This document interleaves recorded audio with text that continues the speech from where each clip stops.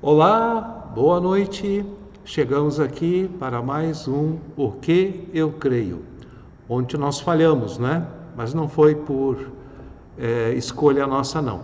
O temporal, a ventania que deu aqui em Santa Catarina, também na região de Joinville, deixou a gente sem energia elétrica por 5 horas, internet, um monte de coisa que dificultou.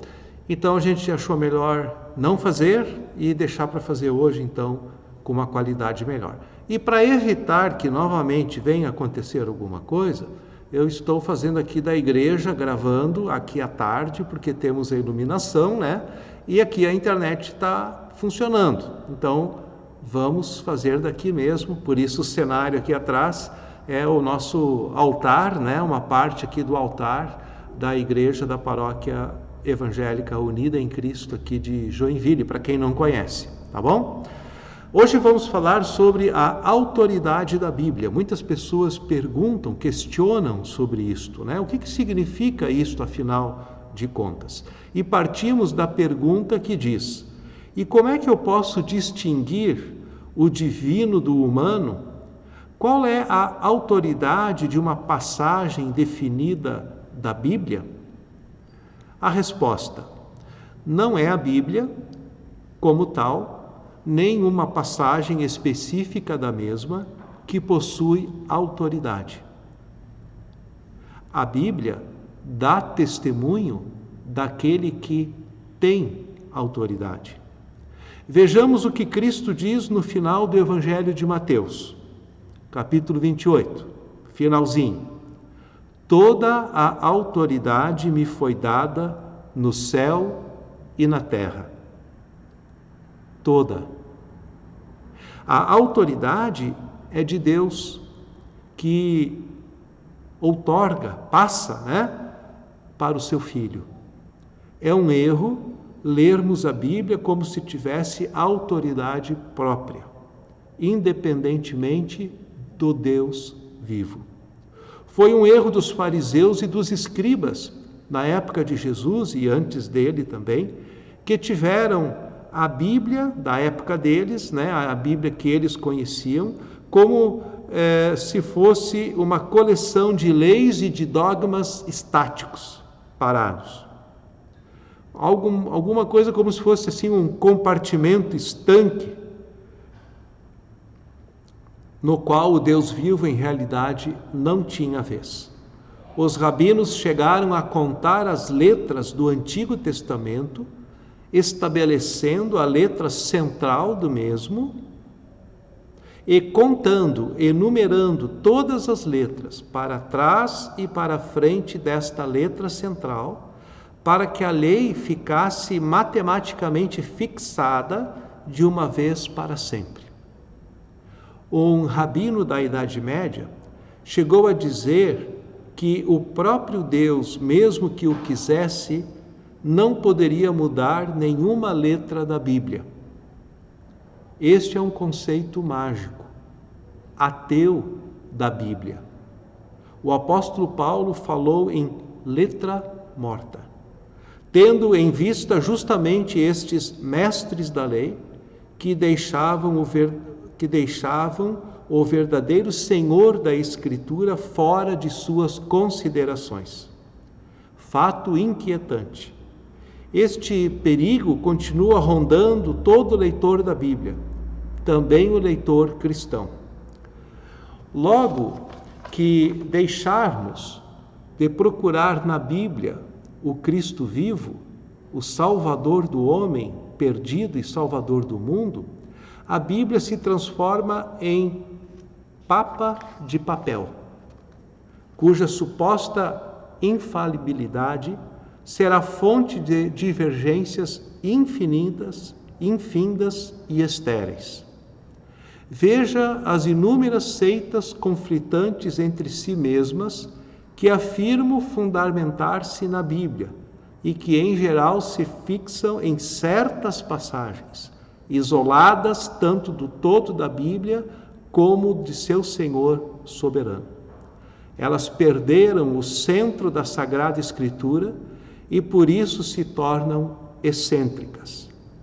Como distinguir o divino do humano, as coisas primeiras das segundas? Será orando, pesquisando, ouvindo, falando com discípulos experimentados, tanto no estudo da palavra de Deus, como nos caminhos da obediência. Jesus diz: batei e abrir-se-vos-á. A outra pergunta que nós queremos aproveitar ainda o nosso tempo tem um pano de fundo muito interessante. A Bíblia na mão de leigos? Leigos quem são? São as pessoas cristãs que são discípulos de Jesus, mas que não optaram por um caminho, vamos dizer assim, sacerdotal, ministerial, pastoral. Não estudaram, vamos dizer assim, para esta preparação. Mas têm interesse na palavra de Deus, têm interesse em aprendê-la e têm interesse em vivê-la. Leigo não é uma palavra depreciativa. Vamos deixar claro isto também, né? Aliás, certa vez alguém comentou que nunca devemos esquecer que Jesus era um leigo. Ele não era sacerdote, ele não era escriba, ele não era fariseu, ele era um leigo. O que fazer com os longos trechos do Antigo Testamento, cheios de referências a acontecimentos históricos, acessíveis só a teólogos e pesquisadores especializados? Não será uma coisa arriscada entregar nas mãos de leigos um livro tão complexo como é a Bíblia? Esta é a pergunta. Então vamos pensar, interagir nesta resposta. Para usar uma citação, a Bíblia é um lago através do qual um camundongo é capaz de vadear e que um elefante é obrigado a atravessar a nado. Esteja preparado tanto para vadear como para nadar. No tocante ao estudo da Bíblia, não há peritos absolutos, não há mestres, apenas há discípulos.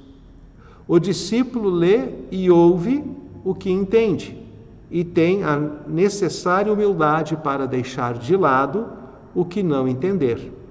Ele fica de ouvido e de coração abertos para entender melhor o que a Escritura vai revelando. Na segunda ou na terceira travessia, vamos dizer assim, talvez faça descobertas que lhe passaram desapercebidas na primeira leitura. Quanto ao enredo histórico, frequentemente entrelaçado com a mensagem profética do Antigo Testamento, realmente o problema de compreensão pode ser cruciante. Mas, por um lado, a repetida leitura da Bíblia faz o leitor crescer espiritualmente e intelectualmente. E, por outro lado, há teólogos e intérpretes mais versados nas questões em apreço, os quais podem ser consultados. A Bíblia não é um supermercado, onde cada um se serve individualmente a seu bel prazer. A Bíblia é o livro do povo de Deus. A comunidade inteira a interpreta e a entende. E os teólogos autênticos são parte integrante desta comunidade. São, vamos dizer assim, leigos especializados, cuja função é a de esclarecerem aos membros menos versados do povo de Deus as passagens mais obscuras. O maravilhoso é que, por vezes, o elefante aprende com o camundongo. Vamos ficar hoje por aqui. São duas questões bem importantes.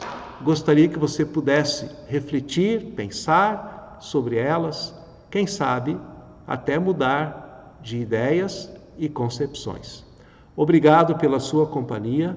Tenha uma noite abençoada. Fique bem, fique com Deus E se tudo der certo e Ele quiser, amanhã a gente está aqui de volta. Abraços e até lá!